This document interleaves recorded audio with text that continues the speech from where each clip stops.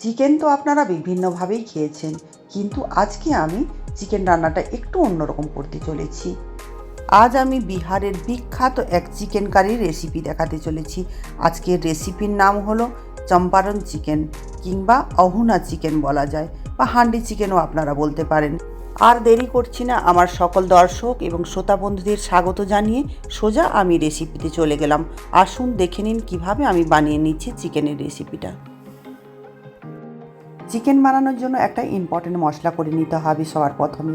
তার জন্য আমি গ্যাসের উপর একটা তাওয়া বসিয়ে দিয়েছি, আর তাতে দিয়ে দিলাম ছোটো চামচের 1 চামচ জিরে, পানমৌরি আর ধনিয়া, আর নিয়ে নিচ্ছি ছোটো এলাচ 4-5টে মতো, আর দারুচিনি 1 টুকরো, আর লবঙ্গ 8-10টা মতো, গোলমরিচ নিয়েছি 8-10টা মতো, আর নিয়েছি জায়ত্রী 1 টুকরো ছোটো, আর বড় এলাচ নিয়েছি একটা। সমস্ত কিছুকে আমি এখন তার উপর দিয়ে দিলাম। গ্যাসের ফ্লেম সিমিতে রেখে এটাকে হালকা করে গরম করে নিতে হবে। মানে ভাজা মশলা যে আমরা করি, সেই ভাজা মশলার মতো গন্ধ বেরোবে এরকম গরম না, এভাবেই গরম করতে হবে যেন গ্রাইন্ডার আমরা পেস্ট করতে পারি। এটাকে একটু গরম করে নিয়েই এটাকে গ্যাস থেকে আমি নামিয়ে নিচ্ছি। তারপর ঠান্ডা হয়ে গেলেই এটাকে গ্রাইন্ডারে নিয়ে আমি পেস্ট করে নেব। মশলাটা ঠান্ডা হয়ে যেতেই গ্রাইন্ডারে নিয়ে এটাকে আমি একদম স্মুথ পেস্ট করে রেখে নিলাম। এখন চিকেন রান্নার জন্য বাকি মশলাগুলো আমি রেডি করেই রেখেছিলাম। আজকে আমি 900 গ্রাম ওজনের মতো চিকেন রান্না করব, আর এর জন্য আমি 3টে বড় সাইজের পেঁয়াজকে একদম পাতলা পাতলা করে স্লাইস করে কেটে রেখেছিলাম। আপনারাও ঠিক পেঁয়াজটা এইভাবে পাতলা করে কেটে নেবেন। সমস্ত পেঁয়াজগুলোকে একটা বড় পাত্রের মধ্যে নিয়ে নিয়েছি, আর তাতেই দিয়ে দিলাম কিছু গোটা মশলা। গোটা মশলা হিসাবে কি কি ব্যবহার করছি আপনারা দেখে নিন। নিয়েছি 3-4টে মতো শুকনো গোটা লঙ্কা, আর দিয়েছি কাঁচা লঙ্কা। কাঁচা লঙ্কার ঝালটা আপনারা যেভাবে খাবেন সেভাবেই দিতে পারেন। ছোটো এলাচ নিয়েছি 3-4টে মতো, আর লবঙ্গ নিয়েছি 7-8টা মতো, আর দিয়ে দিচ্ছি দেখুন জায়ত্রীর ফুল একটাই নিয়েছি, আর জায়ফলটাও আমি দেবো পরে গ্রেট করে, আর তেজপাতাটা ছুঁড়ে দিয়ে দিলাম 2টো তেজপাতা। এবার এতেই দিয়ে দিচ্ছি একটু বাটা মশলা হিসাবে দিচ্ছি দেখুন আদা বাটা 1.5 চামচ, আর ওই চামচেরই মাপ করে দিচ্ছি রসুন বাটা 2 চামচ। এই মশলাগুলোকে কিন্তু একদম ফাইন পেস্ট করে আমি রাখিনি, একটু গোটা গোটা রেখেছি। ঠিক এভাবেই আপনারা পেস্ট করে নেবেন। আর হলুদ দিয়ে দিচ্ছি 2 চামচ মতো, আর সাথে দিচ্ছি ঝাল লঙ্কার গুঁড়ো, সেটাও ঝাল আপনারা যেভাবে খাবেন সেভাবেই দেবেন, 1 চামচ দিয়েছি আমি। আর কাশ্মীরি লঙ্কার গুঁড়ো দিয়ে দিচ্ছি কালারের জন্য 2 চামচ। এখানে আরও একটা জিনিস দিতে হবে, সেটা হলো সর্ষের তেল। অবশ্যই আপনারা এটাকে সর্ষের তেলে রান্না করার চেষ্টা করবেন। আমি গ্যাসের উপরে একটা প্যান বসিয়ে দিয়েছি, আর সেই প্যানের উপর সর্ষের তেল দিয়েছি 50 ml মতো। তেলটা যতক্ষণে গরম হচ্ছে ততক্ষণে আমি একটু জায়ফল দিয়ে দিচ্ছি গ্রেট করে। জায়ফলটা 1/4 টিস্পুন মতোই দিচ্ছি। এখানে কিন্তু আপনারা জায়ফলটা বেশি দেবেন না, তাহলে কিন্তু তেতো লাগবে মাংসটা খেতে। এবার দিয়ে দিচ্ছি সেই গুঁড়ো মশলাটা, সবার প্রথমে যেটা আমি বানিয়ে রেখেছিলাম সেটাই দিয়ে দিলাম।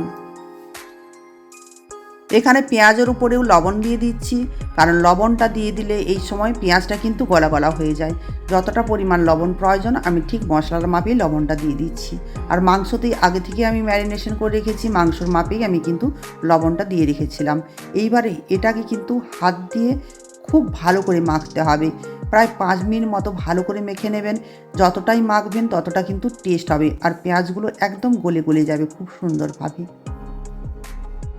এবার ওই পেঁয়াজের উপরে যে গরম তেলটা করে রেখেছিলাম, তেলটাকে কিন্তু একদম ধোঁয়া ওঠা গরম পর্যন্তই করে রেখেছিলাম। হাফ আমি দিয়ে দিলাম এখানে, আর টক দই দিয়ে দিচ্ছি 3 চামচ মতো এখানে। আর সমস্ত কিছুকে তারপর ভালো করে আরও একবার মাখিয়ে নিচ্ছি। মাখিয়ে নেওয়ার পর আমি মাংসটা দেব। মাংসটাকে ধুয়ে আধ ঘন্টা আগেই লবণ লাগিয়ে আমি ম্যারিনেশন করে রেখেছিলাম। তারপর সেই মাংসটাই এই মশলার উপরে এখন দিয়ে দিচ্ছি। এবার সমস্ত মাংসগুলোকে মশলার সাথে ভালো করে মাখিয়ে নিতে হবে। এখানে কিন্তু ম্যারিনেশনটাই ইম্পর্টেন্ট। যত ভালো করে মাখানো হবে মাংসের টেস্টটা তত ভালো হবে। 1 চামচ মতো দিয়ে দিচ্ছি এখানে চিলি ফ্লেক্স। চিলি ফ্লেক্সটা কিন্তু সম্পূর্ণ অপশনাল, আপনারা চাইলে নাও দিতে পারেন। তবে চিলি ফ্লেক্সটা এখানে মাংসে দেওয়া হলে মাংসের টেস্টটা কিন্তু ভীষণ ভালো হয়। তারপর এগুলোকে ভালো করে মাখিয়ে রেখে দিচ্ছি এখন 5 মিনিট মতো। এটা বেশি টাইম ম্যারিনেশন করতে হবে না। তবে মটন যদি রান্না করা হয় এভাবে, তাহলে কিন্তু ম্যারিনেশন আপনাদের মিনিমাম আধ ঘন্টা রাখতে হবে।